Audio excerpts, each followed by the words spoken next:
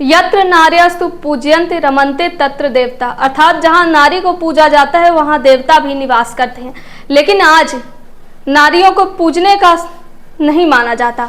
आज के समय में लोग स्त्रियों को, आज के समय में लोग महिलाओं को सोशल मीडिया में वायरल होने का जरिया बनाते जा रहे हैं। हम ऐसा इसलिए कह रहे हैं क्योंकि लगातार महिलाओं का सहारा लेके महिलाओं के ऊपर आपत्तिजनक टिप्पणी करके लोग वायरल होते हैं, और वायरल करने वाला भी कोई और नहीं होता बल्कि सोशल मीडिया होता है, जो आज युवाओं के बीच काफ़ी फेमस है। आज बच्चा पैदा होते ही अगर सबसे पहले कुछ सीखता है तो वो होता है सोशल मीडिया में रील देखना। यही कारण है कि आज लगातार समाज में एक विष घुलता जा रहा है, और वह विष ऐसा घुलता जा रहा है कि लोग आज उससे चाह कर भी दूर नहीं हो सकते हैं। रीवा से एक ऐसा शर्मनाक मामला सामने आया है जिसने न केवल एक जाति, एक धर्म को गाली दिया है, बल्कि हर उस व्यक्ति को गाली दिया है जो इस संसार में रह रहा है।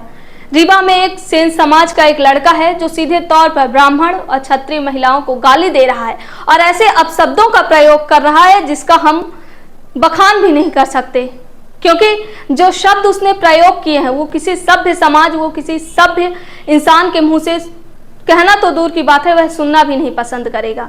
लेकिन क्या आपको पता है कि इस पूरे मामले में जो सबसे बड़ी बात सामने आई, उसमें यह सामने आई कि वह जो युवक था वह फेमस होना चाहता था, और फेमस होने के लिए उसने ऐसा रास्ता चुना कि जिसके बाद जातिगत जो भावना है वह भड़क उठी। ब्राह्मण और क्षत्रिय समाज जो है तो सड़कों पर आए और मांग करने लगे कि गिरफ्तारी हो, कड़े से कड़े फैसले लिए जाएं जिससे इस तरह की घटना ना हो। हर बार इसी तरह के मामले सामने आते हैं, चाहे वो यूट्यूबर मनीष पटेल हो या फिर कोई और हो। हमेशा से पहले वीडियो बनाओ और फिर माफ़ी मांग लो, यानी कि जूता मार के चाटने वाले, अगर ये कहें तो गलत नहीं होगा। भले ही यह पत्रकारिता की भाषा में ना हो, और मैं आज यहाँ पे कोई पत्रकारिता नहीं करने आई हूँ, ना ही मैं आपको कोई खबर सुनाने आई हूँ, बल्कि मैं आज उस समाज के बारे में बोल रही हूँ जो आज कहीं ना कहीं, चाहे वो किसी भी जाति, धर्म और स्थान विशेष का हो, आज कहीं ना कहीं लोगों के बीच ऐसा विष घोल दिया गया है कि लोग आपस में ही जातियों के नाम पर, धर्म के नाम पे, मजहब के नाम पे लड़ भिड़ रहे हैं। और इन सब के बीच में अगर कोई पिस रहा है तो आज का हमारा युवा।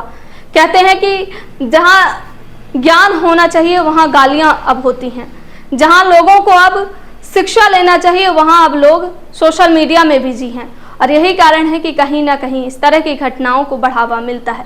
लेकिन सवाल उठता है कि क्या, चाहे वो ब्राह्मण समाज हो, क्षत्रिय समाज हो, सेन समाज हो या फिर कोई भी समाज हो, क्या कब तक ये चीज़ें बर्दाश्त की जाएंगी?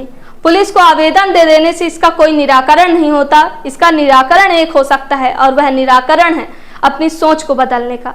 और सोच को बदलने के लिए सबसे पहले इंसान को खुद के ऊपर कंट्रोल करना चाहिए कि हम किसके लिए क्या बोल रहे हैं।